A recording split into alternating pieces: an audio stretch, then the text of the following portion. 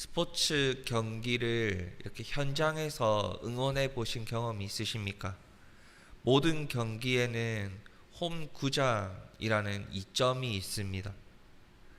그 중에 이제 이 경기장이 익숙하다, 내 집에서 경기하는 기분이다 라는 장점도 있고, 지역을 연고지로 하는 경기일수록 홈팀 선수들의 응원을 힘입어서 경기를 하기 때문에 경기 능력을 2배, 3배 끌어올릴 수 있다라는 장점이 있습니다. 경기장 한가운데서 경기를 할 때 나를 향한 응원의 소리를 듣는 것만으로도 나를 응원해주는 팬들이 있구나, 나를 지지해주는 팬들이 오늘도 이 경기를 함께 하고 있구나 라는 것이 엄청 힘이 되죠.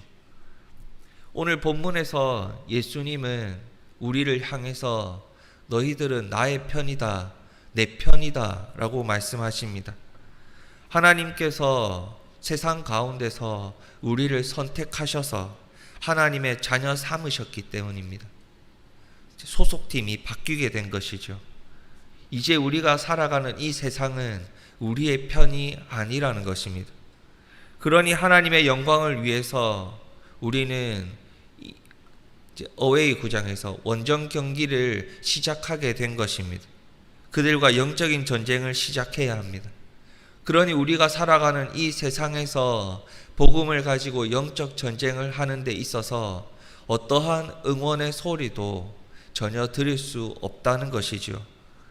그럼 세상이 우리를 어찌 대하고 있습니까? 복음을 전해야 하는 이 땅은 이미 아담과 하와의 불순종으로 말미암아서 세상이 점령하고 말았습니다. 하나님의 나라가 죄로 인해서 점령당하고 말한 것이죠. 이제 하나님의 뜻에 순종함으로 원정 경기를 치르기 시작합니다. 그럼 그 복음을 가지고 하나님의 자녀들이 이 세상으로 향해 나아갔을 때 응원하는 소리나 격려하는 소리나 위로하는 소리는 전혀 그 경기장에 들리지 않습니다. 복음을 전하는 데 있어서 전혀 응원의 소리가 이 땅에는 들리질 않습니다. 도리어 미워하고 시기하고 질투하고 무시하는 소리만 들릴 뿐입니다. 그럼 경기력이 엄청 떨어지겠지요. 정말로 어떤 힘도 나지 않을 겁니다. 그런데 우리가 그 가운데서도 그 경기를 포기하지 않고 끝까지 영적 전쟁을 감당하는 이유가 무엇입니까? 오늘 본문 말씀처럼 하나님이 나를 선택하셨다라는 것을 믿기 때문이고, 예수님도 이미 그 고난과 그 경기를 감당하셨다라는 것을 믿었기 때문이고, 예수님이 고난을 받으셨던 것처럼, 힘드셨던 것처럼, 미움을 받으셨던 것처럼 나도 하나님의 자녀로 그 길을 걸어가기 때문에 그 어려움을 감당해야 한다라는 것을 믿기 때문입니다. 22절 말씀에는 어떤 뜻이 있습니까? 내가 와서 그들에게 말하지 아니하였더라면 죄가 없었으려니와 지금은 그 죄를 핑계할 수 없느니라. 예수님이 오셨다라는 것은 예수님이 오셨기 때문에 이 땅에 살아가는 사람들의 죄가 생겨났다라는 것이 아닙니다. 혹시나 예수님이 안 오셨다면 그들의 죄가 없었다라는 것이 아닙니다. 예수님이 오셨기 때문에 그들의 죄를 가르쳐 주신 것이고, 더 이상 나는 몰랐다, 하나님 앞에서 저는 몰랐습니다 라고 핑계할 수 없다는 것입니다. 예수님을 보았죠. 하나님이신 예수님을 보았고 복음이신 예수 그리스도를 보았습니다. 그리고 예수님이 하나님으로서 이 땅에 베푸신 기적들을 보았고 하나님의 나라를 가르치시는 그 말씀을 들었습니다. 그런데 세상은 그들을 향해서 손가락질했고 무시했고 오히려 그 예수님을 붙잡고 십자가에서 죽이려 했습니다. 그래 놓고 하나님 앞에서 나는 몰랐다, 하나님 저는 몰랐는데요 라고 핑계할 수 없다는 것입니다. 그들 안에 숨어있던 죄, 하나님의 은혜의 계시, 아들이신 예수 그리스도를 배척하고 대적하고 반역하고 빛으로 오신 예수님을 대적하는 그 어둠의 세력이 더 이상 하나님 앞에서 핑계할 수 없다는 것입니다. 빼도 박도 못하면서 회개할 생각도 안 하고 용서를 구할 생각도 안 하고 일관되게 이유도 없이 예수 그리스도를 미워하고 있는 것입니다. 이는 복음을 가지고 지금도 세상을 향해 나아가 하나님의 나라를 전하고 있는 우리에게도 동일하게 적용이 됩니다. 본능처럼 내재되어 있는 그 죄인의 속성 때문에 복음을 가지고 나간다는 이유만으로, 복음을 가지고 그들에게 다가간다는 이유만으로 우리가 핍박당하고 고난당하고 비난당하고 무시당하는 이유가 거기에 있는 것이죠. 예수님께서는 많은 기적을 베푸셨습니다. 태어날 때 맹인이었다는 자를 고치셨고요. 그 사건을 통해서 예수님이 하나님이시다라는 것을 세상에 그대로 보여주었습니다.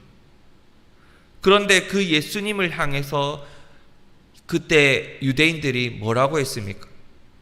그 바리새인과 사두개인들이 뭐라 했습니까? 나는 저 사람이 어디서 왔는지 모른다. 어디 감히 자기가 하나님의 아들이라고 말하냐? 하나님을 형의 아버지라고 말할 수 있느냐? 저건 신성모독이다 라면서 예수님을 잡아 죽이려고 했습니다. 복음이셨고 하나님이셨고 하나님의 아들이셨고 하나님의 나라를 가르치는 하나님이셨는데 그들은 이유도 없이 미워하고 잡아 죽이려 했던 것입니다. 우리도 마찬가지죠. 그런데 오늘 말씀에서 하나님은 이런 세상을 어떻게 상대해 보라 말씀하고 있습니까? 예수님이 하늘로 올라가시면서 우리에게 약속된 성령을 보내주시겠다 하셨죠. 그 성령이 지금 우리 마음속에 있고 그 성령 하나님께서 우리의 마음에 이 말씀이 복음이다라는 것을 깨닫게 하셨습니다. 그 성령 하나님 때문에 우리가 이 자리에 앉아가지고 하나님을 예배하고 예수님을 그리스도로 믿고 그 말씀에 순종해서 복음을 가지고 세상에 나아가야겠구나. 그 발걸음을 옮기기 시작한 것입니다. 이 성령 하나님으로 말미암아 우리가 하나님의 자녀라는 사실을 알고 다시 복음을 가지고 세상을 향해 나아가 영적 전쟁을 감당하는 것입니다. 그러니 이 성령 하나님이 주시는 마음대로 우리는 행해야 한다라고 말씀하십니다. 우리가 걸어가야 할 길을 성령님이 인도하실 것이다. 그러니 순종하면서 나아가라 우리에게 말씀하시는 겁니다. 그럼 우리는 그 말씀에 순종해서 나아가면 되는 것이죠. 그 말씀에 순종해서 나아가는데 이 세상에 갔을 때 전혀 응원의 소리가 들리질 않습니다. 복음 전한다고 수고 많으시지요. 제게 복음을 전해주셔서 감사합니다. 물 건네주는 사람 하나 없고요. 이런 거 주지 마세요. 문 콱 닫아버리고. 이런 거 저 주지 마세요. 완전 이상한 사람 취급하고 우리를 늘 비난하고 고난받고 미움받고 박해받는 그런 상황에 밖에 없습니다. 복음에 서 있다는 이유만으로 예수님이 2000년 전에 이미 당하신 고난과 박해를 우리가 그대로 받고 있습니다. 그런데 그 고난 받는 것이 부끄러우십니까? 복음을 가지고 세상에 나아간다라는 그 이유만으로 핍박받는 것이 힘드십니까? 내가 하나님께로부터 선택받고 하나님의 백성으로 이 땅을 살아가는 것이 힘드십니까? 성령 하나님께서 우리 마음에 함께 하심을 믿고 그 마음이 주시는 대로 우리가 순종하며 나아갈 때 예수님이 받으신 고난과 핍박을 우리가 그대로 받는다 해도 어느 누구도 그것을 힘들어하지 않고 그것을 전혀 부끄러워하지 않습니다. 지금도 성령님이 함께 하셔서 우리에게 힘이 되시고 위로가 되시고 평안이 되시는 그 참된 평안과 위로를 주시기 때문에 우리는 이 세상에서 복음을 전하며 성령 하나님이 주시는 마음의 순종함으로 오늘을 믿음으로 감당할 수 있는 것입니다. 어둠 속에 빛으로 오신 예수님을 전해야 합니다. 미움과 박해가 눈앞에 그대로 보인다 하더라도 그들이 우리를 정말로 무시한다 하더라도 우리도 똑같이 그들을 무시하는 것이 아니라 다시 복음을 가지고 섬기는 자의 입장에서 그들을 향해 나아가야 하는 이유는 성령 하나님이 계속해서 우리 마음속에서 그 마음과 그 인도하심의 길을 보여주시고 함께 가자 말씀하시기 때문입니다. 오늘도 성령 하나님이 주시는 그 마음의 순종함으로 예수님이 2000년 전에 받으셨던 그 고난과 핍박을 그대로 우리가 감당해 나가기를 소망합니다. 세상으로부터 미움 당하는 것은 당연합니다. 고난받는 것은 당연합니다. 그들이 우리를 무시하는 것은 당연합니다. 우리가 예수님 안에 있다는 것, 성령 하나님이 내 마음속에 함께 하신다는 것, 하나님이 내 삶의 주인 되신다는 증거가 바로 세상이 우리를 핍박하는 것이기 때문입니다. 우리가 진리를 붙들고 살아가고 있습니까? 이 말씀이 하나님의 말씀이구나라는 것을 깨닫고 살아가고 있습니까? 이 복음을 전하는 것이 당연하다라고 오늘을 감당하고 있습니까? 그것이 예수님이 그리스도가 되시는 증거고요. 그 복음을 믿는다는 증거고요. 내 안에 성령이 살아 숨쉰다는 증거가 되는 것입니다. 주님 앞에 서는 그날까지 끊임없는 영적 전투를 감당하시면서 마지막 날에 완전한 승리를 약속하신 그 복음을 믿고 오늘을 살아가시는 갈매교회 성도님들 되시기를 소망합니다. 기억하십시오. 오늘을 살아가는 이 하루 하나님은 우리 편이십니다.